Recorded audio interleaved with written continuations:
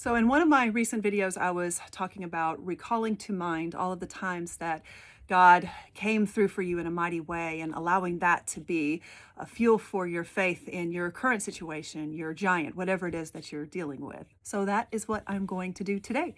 And this is one of my favorite stories to share. For well over 10 years, John and I were praying for a child.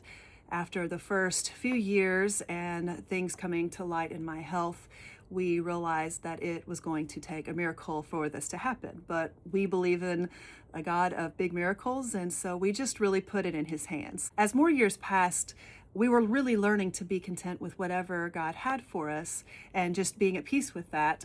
But at the same time, that desire was really growing within me. So a couple of years ago, a very dear friend of mine, Kay, invited me to her church's women's retreat. Kay served as the coordinator for several of my identified events, and she wanted me to kind of be on the receiving end of something like this. So I went to the retreat and had an awesome time and connected with some amazing ladies, and they had several activities you could do throughout the day. And one of them was an arts and crafts station where they had these blank wooden boards, and we were decorating them with a specific scenery. It was nighttime, moon, stars, a little wooden branch, and then stones that you could make into owls. I noticed that the ladies around me were adding owls based on the number of people in their family. So I collected my 3 stones to make into owls representing me, John, and Kara. And then something in me said, add a 4th stone. And I was like, what?